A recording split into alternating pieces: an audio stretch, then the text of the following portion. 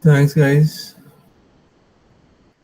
So, yesterday we did linear regression and we did see that how we are solving it. We did see the code of it as well. Now, as we thank you, Piyush. So, while we were doing the code, we could see that if I change the training sample size, I was thank you, Nitin. So if we change the thank you, Shreyash. So if we are changing the sample size, my accuracy was changing, right? So we will be talking about that part today because just having the data, running an algorithm on it does not solve our issue. That's not what machine learning is actually. For a user like us, when you are programming it or when you're designing a machine learning model. Thank you, Vikas. So when you are designing a machine learning model, you have to look into how you are using the data also. So that aspect we will be discussing today, because algorithms anyway we will be discussing. Before this is the foundation part again. Once you've done data pre-processing, the next thing is model building, and when you're building model, you have to consider sampling also. Okay, so what is the meaning of sampling? See, the data which we have collected is not exhaustive data. Generally, our data which we take is a sort of a sample only. On certain days, you take, maybe it's an experimental sample or you take it from the real life.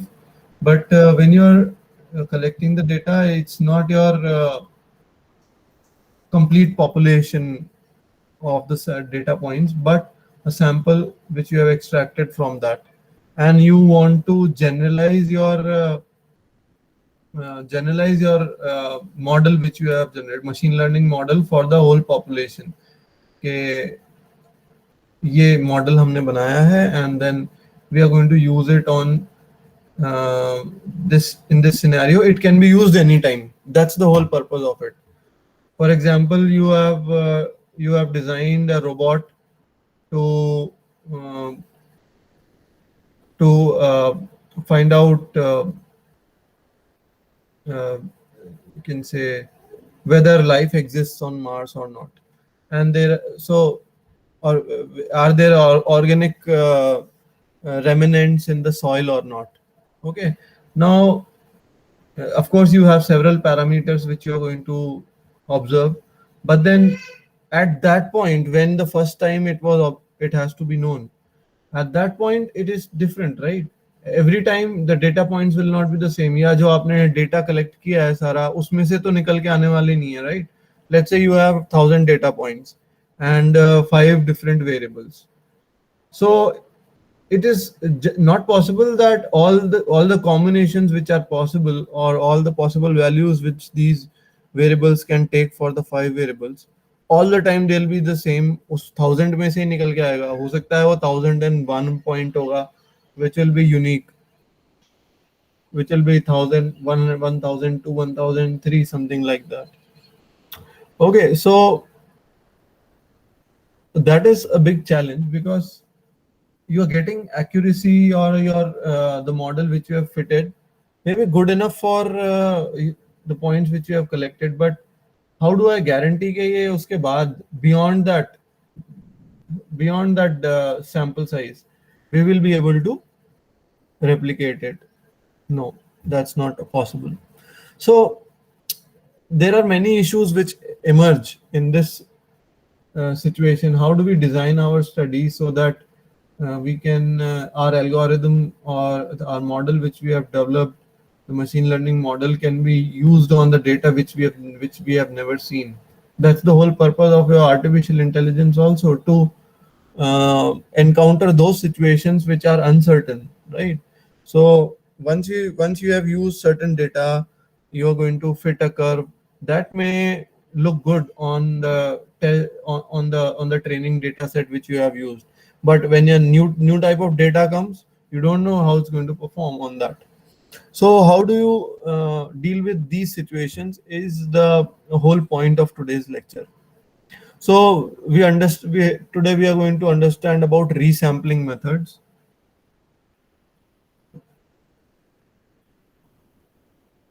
Resampling means I've already drawn a sample. I'm already having some data points with me. Like yesterday, the regression problem which we were doing, there were 23 data points. So or the 14 data points which we had. So already I'm having those 14 data points, but I need to again do few things, apply few strategies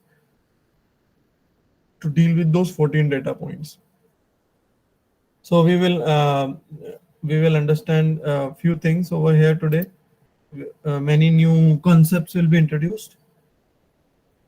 So resampling means repeatedly drawing samples.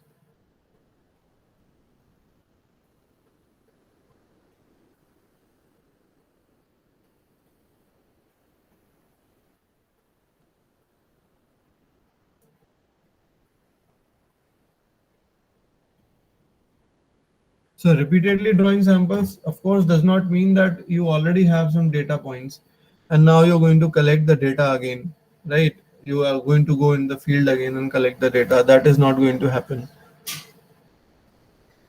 And after resampling, you have to refit the model also. So with the data that you already have, how do we do manipulations in this data? How do we make strategies to handle this data so that we can increase the accuracy? Means, I mean, we want to make our model more accurate. That's the whole idea behind it. So like in a linear regression, we can estimate the variability of the linear regression fit. Yesterday we've already seen that I did make a sketch for a given value of x, let's say, and this is a line which we have. So, and there is an actual point and this is the predicted value. So the gap between that, okay, this deviation between the actual value and the predicted value, this deviation, we say it's sort of a variation of model from the actual value. We say it like that. So can I estimate this variability? How can I estimate this variability? Because there will be another 1,000 points like this, and every point may not be lying on the straight line, and possibly not. So how do I find out the existing variability in that? And how do I draw different samples from the training data? So training data, like we discussed yesterday, we can split the data into 80-20 is a general one. Although we have taken 40 कर लिया था, but ऐसा होता नहीं है. Larger data set में you don't do like that.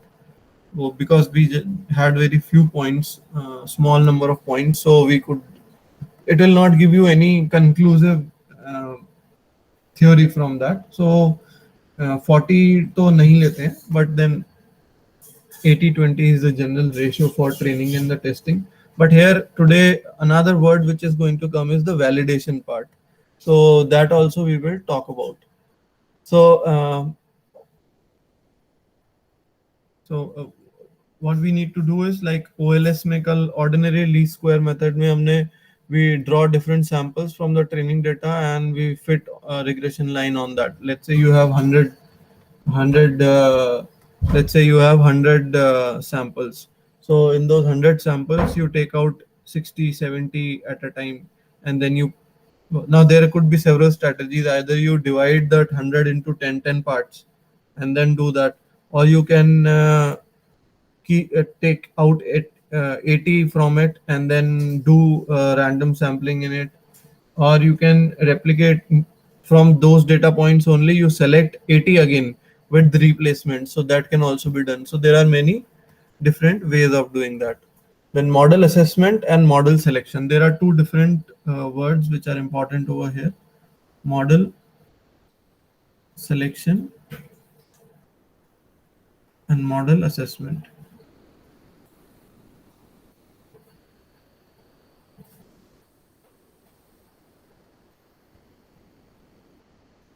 So model assessment is we try to estimate the prediction error on new data. Estimation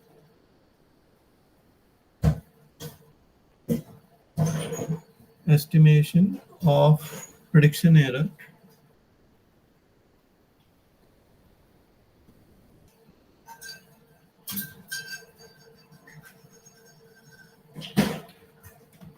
So we choose a model. In model selection.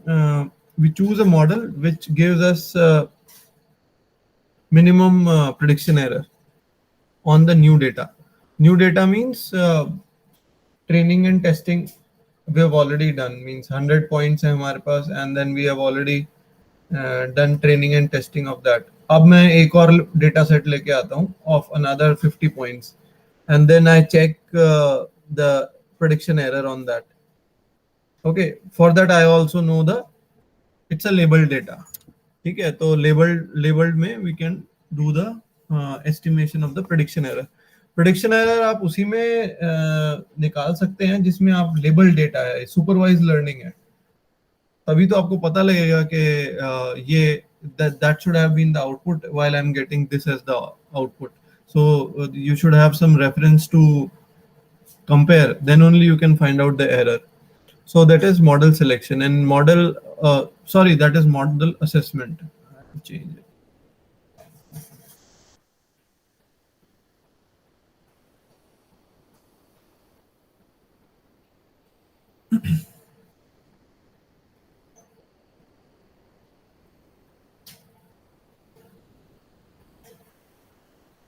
And this model selection is estimating the performance of different models. You can say that. Estimating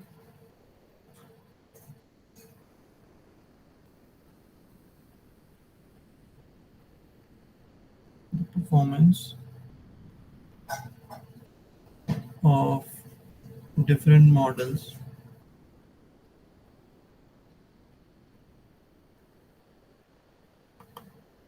in order to choose the best one. So in model selection, we are estimating the performance of different models. So यहाँ पे performance और prediction error ये difference क्या है? See, performance के कई criteria होते हैं. There are many criteria which we have not studied yet, but estimating the performance is model selection or model assessment. So model selection is estimation of performance, and model assessment is estimation of prediction error. Okay, because in performance you can also see that how fast it is working out, although one algorithm may be very slow and giving you lesser prediction error, but performance side it is not doing so well because it is taking a lot of time to do that. Okay, so these are two different things: predicting an error, and then selecting a model with the least error is model assessment. That is, I'm assessing whether how close the model is to reality. Okay, and model selection is actually more related with the computing part of it, that how fast can we do that. Okay, then how is the performance of the model. So these are two different things, and we have to find the right balance between the model. I mean, I assess the model and I choose the one which is very slow. We will see that how a model can become slow also. Then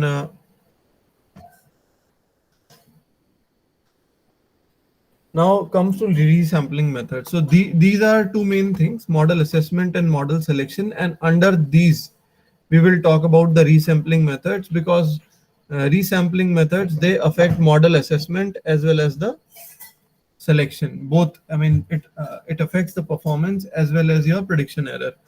Resampling method. So we will talk about that.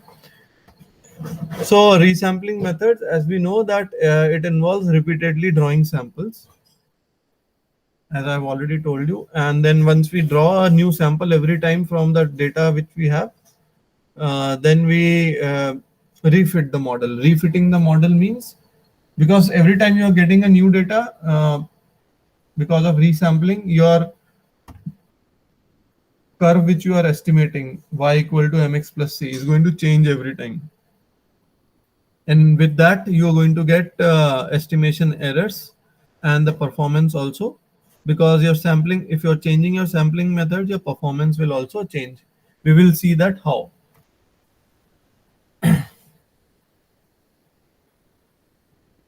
So we have mainly there are two, you can say, cross validation and bootstrapping or bootstrap. So we say cross validation.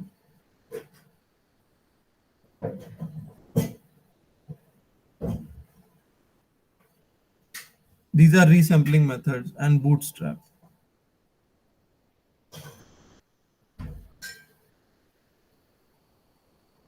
Okay.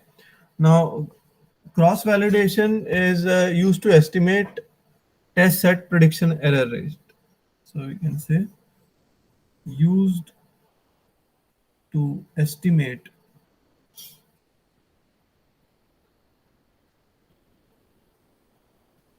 test set prediction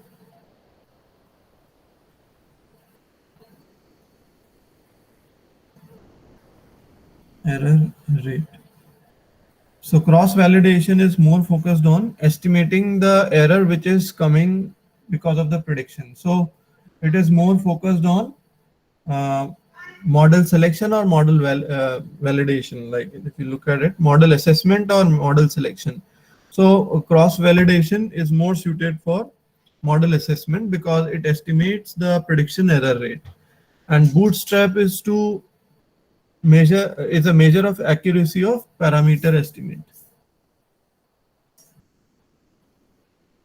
Is a measure of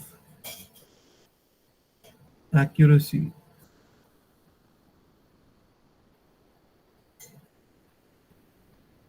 of parameter estimate. Parameter estimate नहीं लिखते इसको हम, write our machine learning method.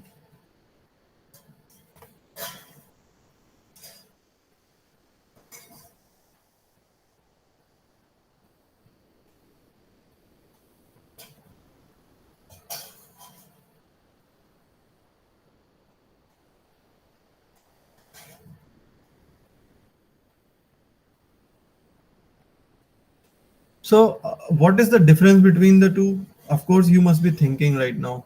So for now, let's understand cross validation. Then only you will be able to understand the difference between the two. So don't invest yourself right now in trying to understand the difference between the two. We will see as the time comes.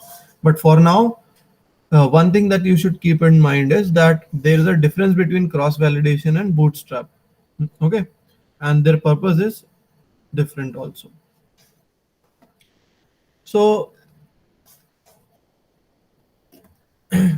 with we talk about model assessment now.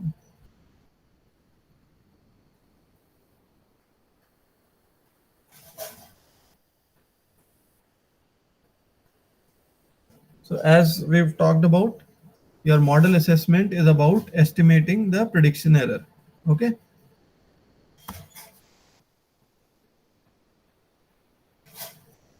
So any machine learning model wants to do one thing. It wants to generalize its performance. मतलब वो एक generalise, the objective इसके ये हमेशा ऐसा तो होगा नहीं कि मैं ये डेटा सेट के लिए ये वाला एल्गोरिदम है, ये डेटा, और जब ये डेटा सेट में न्यू सैंपल ड्रॉ करेंगे तो आपका एल्गोरिदम दूसरा होगा। फिर तो कोई यूज नहीं है इसका, मशीन लर्निंग पढ़ने का और पढ़ाने का और यूज करने का कोई मतलब नहीं है। इसका मतलब तभी है, like for a certain type of data which follows a certain pattern, which has got certain characteristics, which follows certain range and varies in certain manner. How so what is common? Let's say I've got data set 1 over here, D1, and I've got another data set D2, I've got another data set D3. but let's say they are representing performance of same engine, and these data sets have been derived at different point of time. So some engine is there. So ये data set है for first 15 days, next data set is for next 15 days, and third data set is for another 15 days. Okay, so considering that there is no uh, major deterioration happening in the engine, okay, there is an assumption. So I, using dataset 1, I derive a model, a machine learning model. So what is the use of making this model? I want to generalize this model to predict the output, or the predict the labeled values for D2 and D3 as well. तो generalize करना चाहता हूँ इस model को मैं. So this is the whole idea behind machine learning के हमको generalized approach चाहिए फॉर प्रिडिक्शन, ओके, और क्लासिफिकेशन. सो अभी क्लासिफिकेशन की तो हमने बात करी नहीं है. वी आर जस्ट प्रिडिक्टिंग के भाई अगर हमको x की वैल्यू दे रखी है, we got an independent variable, can I get an output? Okay, so as simple as that. Yeah, data set 1 is for meteorological data of August of 1 year. Data set 2 is for meteorological data for next year August, and D3 is for next another year August, for which you want to predict कि इस साल कितनी rainfall होने वाली है. Okay, so we want a generalized approach. So whole idea to use machine learning is to find out an algorithm which traces and tracks and is able to see the pattern underlying the data and can use that pattern to predict.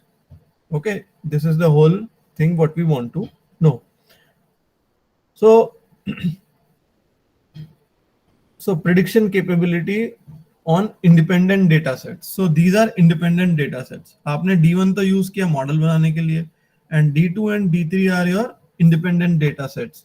So what is, I want to see the performance of my model. Let's say, let's not talk about performance. I'll say I want to know how erroneous my model is for the independent data sets D2 and D3 के लिए. ये जानना चाहता हूँ.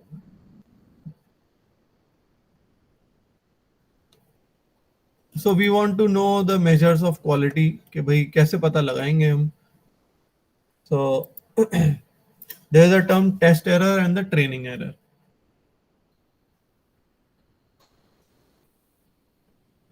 Test error and training error.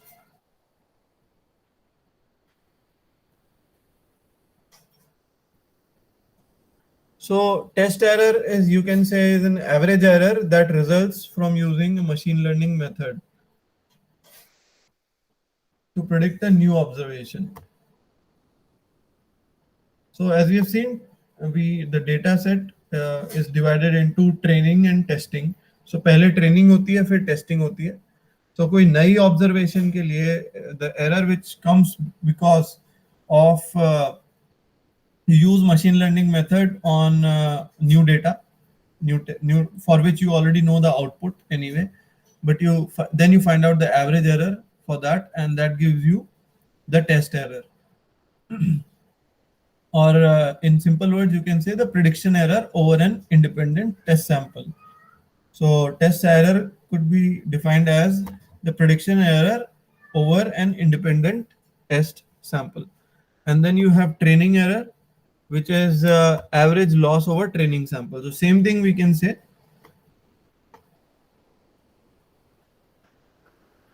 Now, it is generally said that training error can underestimate the test error rate. Training error can underestimate the test error. मतलब कि जो training में मेरा एरर आ रहा है वो सेम, लेट्स से मैं training में error is 8.3, okay, and average you can say, and then the test error could be your 12.5. So it is an underestimation of the error. ऐसा क्यों है? Because आपने बेस्ट फिटिंग मॉडल लिया है आपके training data set पे. It's like मैं आपको क्लास में पढ़ा रहा हूँ, एंड देन मेरी जो स्लाइड्स हैं आप वही वही याद करके आ रहे हैं, that's all, you don't understand anything. आपने वही वही याद कर लिया जो जो मैंने पढ़ाया है। Okay, then I deviate in exam. I gave you some questions in exam which are derived from the slides, but are not available in the answer is not available in the slides. They are deviated from the slides. So होगा क्या, यही होता है। I mean, there are two ways with which you can give exam. One is you learn you cram everything. आप रट लेंगे उसको, ठीक है।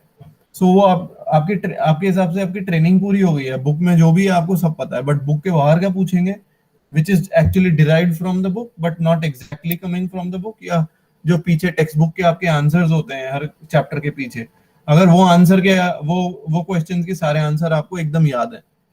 Generally happens in the childhood mostly, where you learn all the questions which are at the end of the book, you cram them up, and you can reproduce them as it is. But hota kya hai कि if some different question comes where you have to actually apply that knowledge, that time you don't do that. So same thing happens with the training and the testing also. Often uh, in training the models do overfitting मतलब बिल्कुल उसको follow कर देंगे। It's like, let's say these are your points, so you tend to, by doing several manipulations and several rounds of iterations, you are able to fit a curve up, you are able to find an equation to the curve which covers all the points. इसमें error बहुत कम आ रहा है, right? So but then in actual sense, when the points, new points are exposed, then that time this curve starts to fail.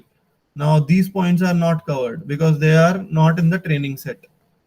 तो ये क्या है, overfitting बोलते हैं इसको। So in the training, so you have to be very careful with the overfitting. आपकी training की error rate आपकी मान लीजिए 99% आ रही है, so that clearly tells that there is something wrong with the data, I mean wrong with your algorithm, because ये overfit कर रहा है। Okay, yeah. Consider me, if let's say I ask you some question, okay, from the back side of the book, and you just reproduce it like that, means just like computer you speak out every single word of that paragraph to me, I'll be surprised, what a good student. But then I ask you another question which is not at the end of the book, at the end of the chapter, and then you start giving me nonsensical answers, so then that would tell that how much you have understood, how much learning has happened. Actually there's no learning which has happened if you are not able to answer the questions which are not at the end of your chapter.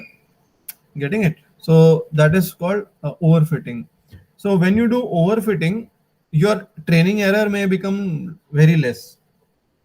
Okay, but when your new data, you are exposed to new data, that time you fail, and then that is called underestimation of the error.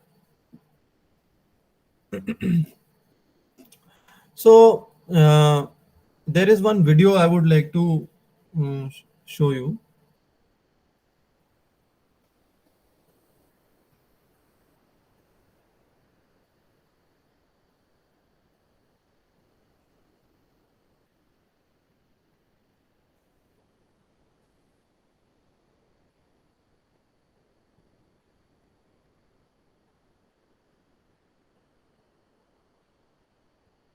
Just a second.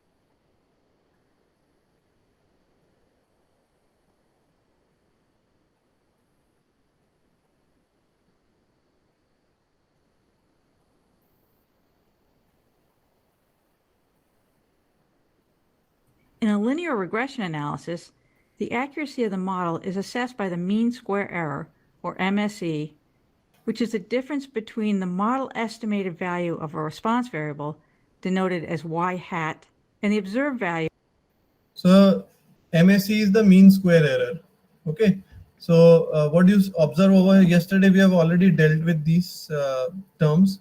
So what you observe over here is that y hat is your predicted value and yi is actually your real value, and the difference of that squared over n observations is mean square error. Okay. Of the y response variable. This difference is computed for each observation, where each observation is denoted by the I subscript, and then the difference is squared. Finally, the squared errors for all the observations are summed, then divided by n, the number of observations, to get the mean square error. There are two characteristics that we need to consider when selecting an accurate statistical model. They are variance and bias. Variance. So there are two terms, variance and bias. Okay. So we have to be careful in understanding these two terms. Refers to the amount by which the model parameter estimates would change. So variance, you can say, is change in parameter estimate across different data sets. So a parameter estimate is like m value, the slope value, or you can say for linear regression, slope and intercept. These are your parameters. So for every data set, we are going to get different, we may get different value of slope and your intercept, right? Change if we estimated them using a different training data set. If a method has high variance, then small changes in the training data can result in large changes in the parameter estimates. Ideally, the parameter estimates. So if you've got high variance, then small changes in the value or small changes in the data sets can lead to higher, very big changes in the parameters. So आप सोचिए कि आपको every time you are doing and you're getting very different regression equation every time. So which is not a good situation. Are stable across data sets, meaning that the method has low variance. Bias refers to the error that is introduced by using a statistical model to approximate a real-life phenomenon. It is a measure of how far off the model estimated values are from the true values. For example, we might use a statistical model to try to predict whether or not a person will become nicotine dependent.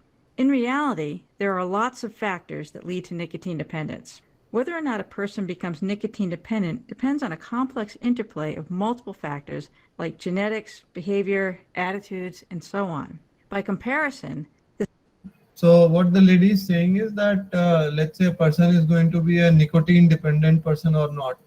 So there are many factors which govern that, like there are many variables. So the predictor variable is, you can say, a binary variable, 1 or 0, whether he'll be nicotine dependent or not. Okay. Y value, or you can say dependent variable here would be a binary number which we are looking for. the statistical models we developed to estimate nicotine dependence are very simple, and as a result, they don't fully capture this complexity. So as we have seen yesterday, that there is an error associated. At the end, we say there is a possibility of a random error and a random error, or I mean, at the end, you say there's a difference between estimated value of y and the predicted, the actual value of y. So that error which is coming could be because of the random causes, but which is generally small. Random से बहुत बड़ा error नहीं आता है. So like yesterday we have seen that 80% अगर r square की value आपकी 80% आ रही है तो 20% का क्या है? तो in 20% let's say 5% ऐसा है कि which is random, but then the 15% which is left could be because of the variables which we have not accounted for, or we have assumed कि भाई ये variable की वजह से वेरिएबिलिटी नहीं आती है, एरर नहीं आता है. तो यहाँ इसकी वजह से आपकी वेरिएबिलिटी बढ़ती है in the parameters. This in turn leads to biased parameter estimates. What we would like to do is find a statistical model that has both low variance and low bias. The problem is that these two properties are negatively associated. Increases in one results in decreases in the other, hence the bias-variance trade-off. Generally, as model complexity increases, the variance tends to increase, and By the way, let's look at once again about the bias and variance. What is the meaning of the two? there are two characteristics that we need to consider when selecting an accurate statistical model. They are variance and bias. Variance refers to the amount by which the model parameter estimates would change if we estimated them using a different training data set. If a method has high variance, then small changes in the training data can result in large changes in the parameter estimates. Ideally, the parameter estimates are stable across data sets, meaning that the method has low variance. So if the parameter estimates which you are getting remain same across various training data sets, then you say that has got low variance. Bias refers to the error that is introduced by using a statistical model to approximate a real-life phenomenon. It is a measure of how far. So let's try to understand the two things again. So variance is more related to the parameters of the algorithm. Like what are the parameters of linear regression? The parameters are slope and the intercept. So if you take different data sets and try to estimate an equation, get an equation from different data sets, if the m and c values or the b0 and b1 values, they vary a lot from data set to data set, it is supposed to indicate a high variance, while bias is about how far off model estimated values are from the true values. So estimated value means y hat and y. So जो difference है y hat and y का वो bias दिखाता है. So mean square error is more representative of bias as compared to variance. Okay, these are very technical words. If you look from instrumentation point of view, the bias is defined in a different way. Okay, so bias in machine learning, this is how we define bias and variance, and they actually govern the performance of the algorithm over a period of time. So we will see that how as well. So bias and variance, these are two important characteristics when we are talking about model assessment.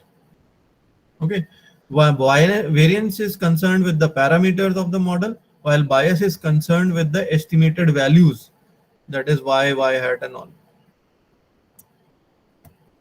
Off the model estimated values are from the true values.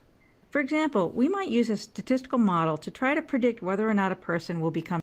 Increases in one results in decreases in the other, hence the bias variance. That's how you talk about variance and bias. They are inverse to each. I mean, they act inversely to each other. How and why, we will see how. Trade-off. Generally, as model complexity increases. So model complexity means, let's say yesterday we were talking about an example where we were estimating that sales of certain stores are dependent on the number of customers we are profiling. So larger number of customers we profile, larger will be the sales. Okay, and we found out that it was R-square value was coming out to be 90%. Now, in order to explain more, in order to increase more R-square value, we need to add more variable. Let's say the next variable we'll add is marketing, the amount of money invested in marketing in each store. So this is now we are increasing the complexity of the model. We have gone from one predictor variable to two predictor variables. I can go to 10 predictor variables या 10 independent variables. अगर 10 independent variable लेंगे हम तो उसकी complexity बढ़ जाएगी model की. So then it will be able to reduce the R-square value, hopefully, and but it might lead to higher variance because अब आपके डेटा में ज़्यादा columns हैं, and ज़्यादा columns हैं, that means variability in each column will be adding to the total variability. तो आपका variance तो बढ़ जाएगा, बट देन योर बायस में रिड्यूस, बिकॉज आपकी आर स्क्वायर वैल्यू कम हो रही है, मतलब आप ज्यादा एक्सप्लेन कर पा रहे हैं मॉडल को, तो आपका बायस जो है the estimated value gets closer to the real value. But आपके जो मॉडल में जो एम और सी है या बी नॉट और बी वन की जो वैल्यू है वो आपकी बहुत वेरी करने लग जाएगी। Getting it? सो उसका प्रॉब्लम क्या है? मैं यू से इट इज फाइन, उसमें प्रॉब्लम क्या है? अच्छी बात है, मैं एस्टिमेट भी कर पा रहा हूँ, बट देन आप मॉडल लेंगे कौन सा फिर? आई मीन एम और B naught and B one में कौन सी वैल्यू लेंगे? बिकॉज वो तो वेरिएशन बहुत ज्यादा आ रहा है, आपका डेटा सेट चेंज होगा, आपका डेटा सेट चेंज होगा तो आपकी इक्वेशन फिर चेंज हो जाएगी ज्यादा। So this is one thing, so that's why इसमें high variance and low bias. The variance tends to increase and bias tends to decrease. Simpler models will be more stable across. So for simpler models means we are, let's say, considering few variables or one single variable only. So variance will be less because columns कम है, जो independent variables के columns कम है, तो naturally उसमें variability कम हो जाएगी in getting B naught and B one value, या उसकी पैरामीटर्स की जो वैल्यू है वैल्यू आती है वो नेचुरली उसमें वेरिएबिलिटी कम होगी, but biasness could increase because R square value is going to go down now. आप उतना एक्सप्लेन नहीं कर पाएंगे मॉडल को जितना आप चार वेरिएबल्स को यूज करके जितना एक्सप्लेन करते हैं, उतना आप एक वेरिएबल को यूज करके नहीं कर पाएंगे। So it will give high bias. So complexity, जैसे मॉडल की कॉम्प्लेक्सिटी बढ़ती है तो आपका variability in your variability increases but your bias decreases, and if your complexity is reducing, your variability reduces and your bias increases. Samples, meaning that they will have low variance, but they are also likely to be more biased. In this figure, you can see an example of a simple model and a complex model fit on a training data set. In the complex model on the right, the observed values are all very close to the estimated regression line. So the जैसे मैं जिस चीज की बात कर रहा था कि in the complex model most of the points are very close to the regression line, okay, which indicates low bias. Low bias का मतलब क्या है? जो predicted value है और जो actual value है उसका difference कम है, okay, low bias. error rate is low, meaning that bias is low. However, more complex models attempt to capture every pattern in the training data set, even those that occur by chance. The chance patterns are specific to the sample on which the model was fit. So with complex variables, what your model try to do is to capture every point, okay, even though those points may not be representing the actual pattern. Quite possible कोई randomly कोई मान लीजिए voltage fluctuate हो गया at a certain point of time while you're taking the data, and because of that voltage fluctuation you got one spike. वो regularly तो नहीं होता है, but it is a special case. तो वो स्पेशल केस को भी कैप्चर करता है, तो उससे क्या है, बायस तो लो हो जाता है, बट आपकी जो एक्चुअल इक्वेशन है जो एक एवरेज सिचुएशन रिप्रेजेंट करती है उसकी वो नहीं कैप्चर होती है, and your parameter get disturb, so ये आपकी high variance and are not likely to exist in the test dataset. As a result, the model will not fit as well in the test dataset, which means that the test error rate will be high in the test dataset. When a model has so test data set में high variance आएगा, so this is overfitting, sort of an overfitting. ये देखिए सारे points उसी line पे लाई कर रहे हैं, बट जब नया डेटा सेट आएगा तो ये तभी वो यही इक्वेशन बनाने की, यही कर्व बनाने की कोशिश करेगा, and then you may get high variance. Has a small training mean square error, but a large test mean square error, the model is said to be overfitted. When we overfit square error, but a large test mean square error will be high in the test dataset. When a model has a small training mean square error, but a large test mean square error, the model is said to be overfitted. When we overfit the training data, the test mean square error will be very large because the patterns that the method found in the training data set simply won't exist in the test data. So overfitting, what the lady is saying is, मैंने पहले भी बताया है कि आप overfit कर रहे हैं. It's not you are doing it. Generally आप टेस्ट डेटा सेट में हायर कॉम्प्लेक्सिटी लेते हैं तो वो ओवरफिट कर देता है, बिकॉज उसमें lot of variation it is trying to capture, and it will try to find a curve which passes through all the points. Okay, and then when you use the test data set, उसमें आपकी mean square error बहुत बढ़ जाता है. So mean square error बढ़ जाता है in the test data set, but it will show low biasness in the training data set. On the other hand, the simpler model on the left doesn't predict the observed values as well, and as a result, it has a high training mean square error. This simpler model may be considered underfitted. Basically, the simpler model ignores many of the patterns in the training data set, which lead to increased bias. The high mean square error means that it is not taking into account many patterns that are likely to be real, so it is also likely to result in a high test error rate. On the other hand, the simpler model is also likely to overlook random, sample-specific patterns, which means that variance will be low. This figure shows how model complexity impacts training and test error rate. In a really simple model, there is a lot of prediction error. Bias is high, but variance is low. So in a simpler model, so this is training sample and this is testing sample. Okay, how they are changing across the complexity. For, let's say we consider low complexity. For low complexity, it will show high bias and low variance. Okay, and as the model complexity increases, your test sample starts first initially. Your with the increase in complexity, your biasness starts to reduce. Okay, but and in the training sample it keeps on reducing. Your variance keeps on reducing over here, you can see that.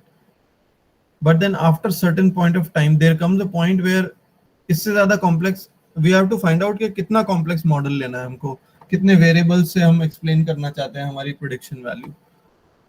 सो ये जो machine learning का जो part है, this is an integral part of machine learning. It's not simply running the algorithms, but to understand कि where do we have to draw a line, कि I have a choice to collect data from 100 different sources, but shall I collect, I mean for 100 different variables I can collect the data, but क्या मैं 100 का ही data लूं या 50 का लूं या 10 का लेना है.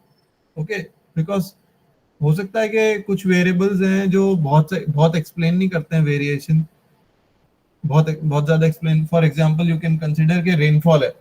Now to what extent pollution, we know that water vapor comes out uh, in the with the pollutants when you are having a traffic. Now to what extent this should we consider the pollution in the environment as a predictor variable for the rainfall? Yes or no? Give your opinion. Does pollution contribute in the rainfall?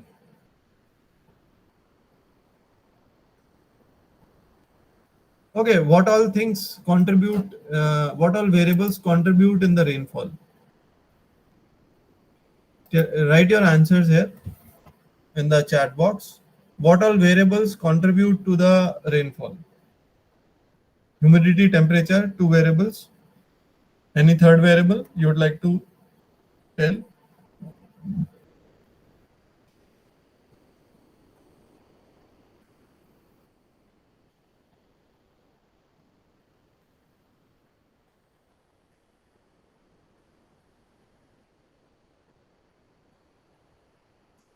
Okay, I think it's getting heavy for you guys, so uh, I'll not go. Uh, okay, airflow rate, humidity, of course. Yeah, airflow. So, can pollution be a variable? Yes or no? You write about it. Can pollution be a variable?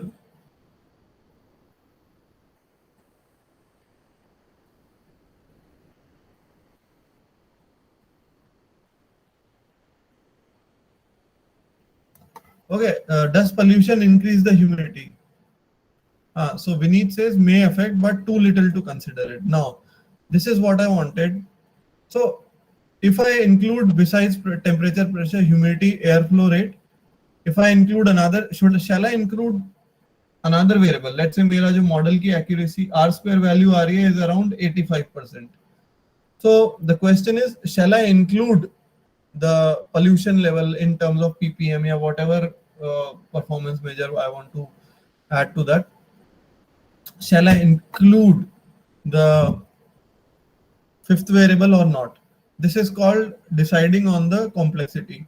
So actually, you look at the diagram, in this diagram over here, the point where you get the minimum prediction error for a test sample, you have to find out this one. Actually, this is the whole idea. We want to find out this cusp of the curve, red part, which gives me the minimum prediction error for the model complexity. So I want to know that what should be how complex my model should be. Okay, so that my prediction error is minimum. So the whole idea is this.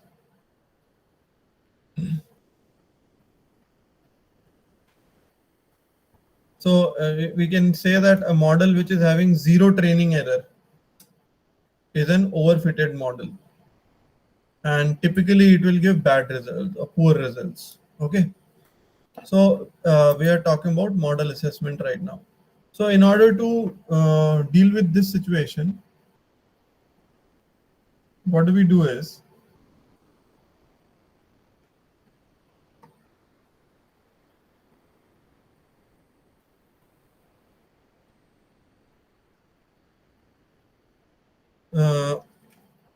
we split the data into three parts generally. However, you wouldn't find it that we are doing into three. The regular practice, the normal practice is to do into two only. So we will, as we progress, we will see why do we do into two. Theoretically, it should be divided into three sets. We say training data set,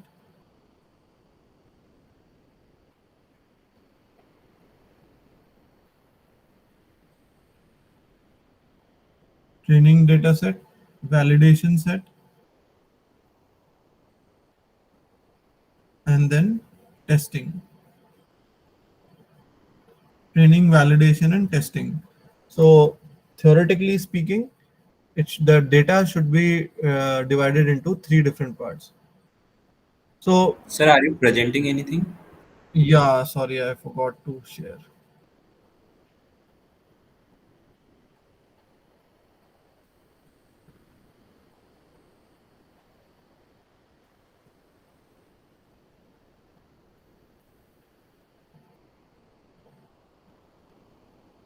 So training, validation, and testing, three different types we have to. To find out the best approach for model selection and model assessment is to randomly divide the data set into three parts: training set, validation set, and the test set. And training set is used to fit the model.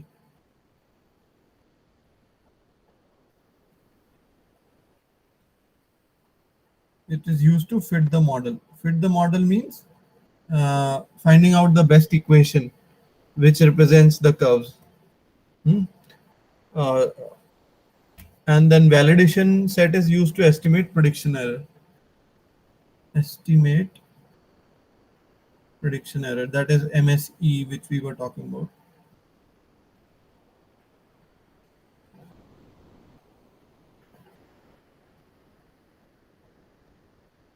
And the third one is to assessment of the prediction error.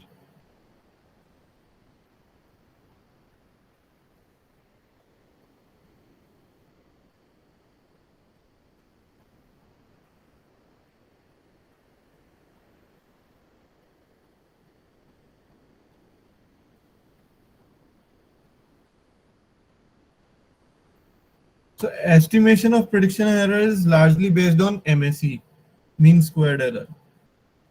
Okay, while assessment of prediction error is having more parameters, like there is a confusion matrix, and from the confusion matrix we draw many other performance measures.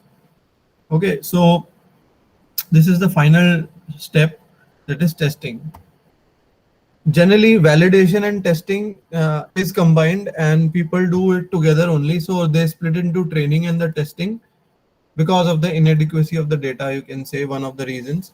So general ratio prescribed is your training data set should be 50%, for validation it should be 25%, and for testing it should be 25%.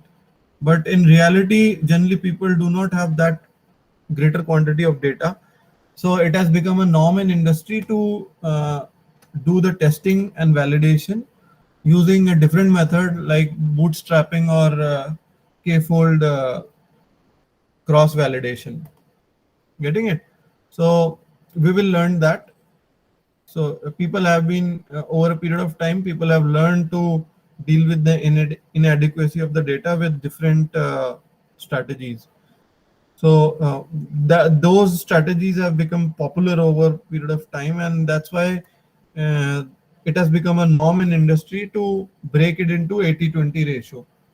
That is, training is 80% and your testing is 20% generally. So validation is generally combined with testing itself. Okay, so don't get confused. You would find this kind of then generally this discussion will be skipped in most of the online forums which are there. They would not talk about validation, but still, if we are talking about the basics, validation has its own significance where you are estimating the prediction error. Okay, the bias. You are initially, before you go for testing, because it is time consuming and time is money. So first you check the validation and you go for testing only after validation is you get a low bias and the complexity of the model you uh, fix initially itself. Okay, should we go with testing with higher complexity of the model or not, or should we find out the, because complexity you can finalize with the validation data itself.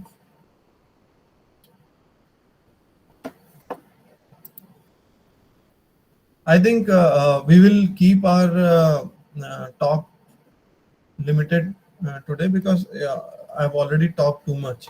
So let me just show you uh, how, anyway we've not talked about it, so I'll keep it till here. 768 observations. So we will break down that into 10 different data sets, smaller data sets. Okay, so in k-fold that's what they do. We have to specify a break down your total number of your complete 768 data points into 10 different, so they'll everyone will be having 76 or 77 samples, and in those you run that logistic regression. That's what it is doing. Okay, so we can do that. We'll run it. So you can see that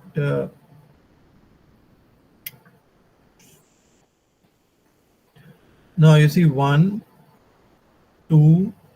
So here you see there are, it's a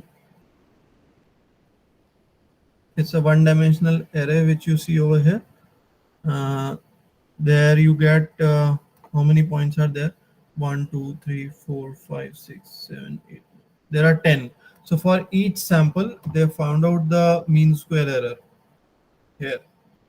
For each sample, they are finding out. So you can see the error is changing in all of these. Okay, so this is a way where you find out different errors. Means you break down into several sets, and then after breaking down into several sets, I can know the accuracy of them. So if let's say 10, instead of 10 I do it into 5-fold. If I do it in 5-fold, if I break my complete sample into 5 different samples and then I run it, so my accuracy has actually reduced. and standard deviation is also slightly reduced over here with 5-fold. So this is like this is a hyperparameter. Because hyperparameter, it's not the parameter of the logistic regression, but it is a parameter of your ML algorithm. So it is called hyperparameter. So let's say if I do it in 6, generally 5, or if I do it in 7, if I do 7 folds, if I break it into 7, so what do I get? Okay, so we can see here 76.76. So still in 10-fold you are getting better accuracy. Okay, and standard deviation was also slightly higher, but accuracy was also higher in this. Now, one thing you can see over here is that accuracy is not derived from standard deviation. There seems to be no or very less correlation between the accuracy and the standard deviation over here. We will see later what is the meaning of accuracy. How do we calculate accuracy? It is basically number of points which are classified as correct. Okay, so it indicates that. And standard deviation is I think all of you know what a standard deviation is. So this is k-fold, and there is another way of sampling is this called resampling, where we do bootstrap sampling, which basically means that in bootstrap 200 samples of 760. I mean, this is a different data set, B tissue, which is iris, I think iris data set only. So B tissue data set is again inbuilt in the Python. So let's say the number of samples in B tissue data set are 100. So I keep repeating that 100. I mean, I draw 200 samples of 100 size each from that.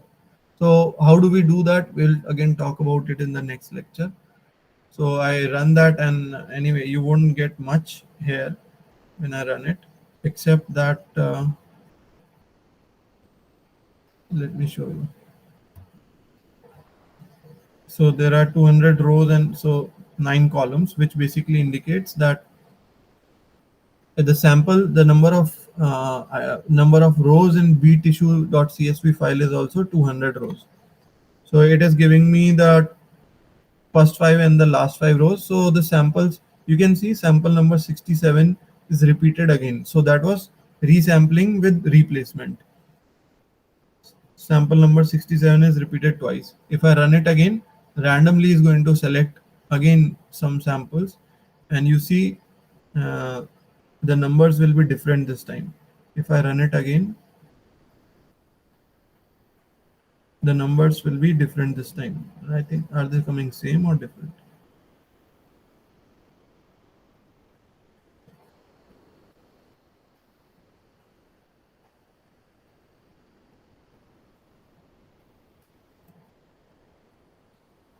So we will talk about all this in detail in the next class.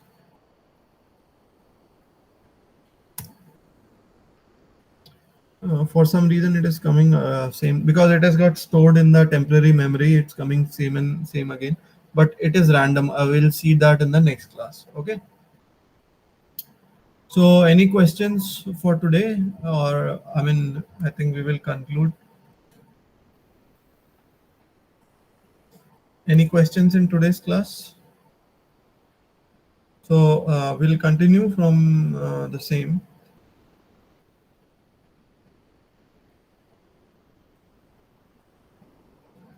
Yeah, Vineet, you can mark attendance. I'll share the link also.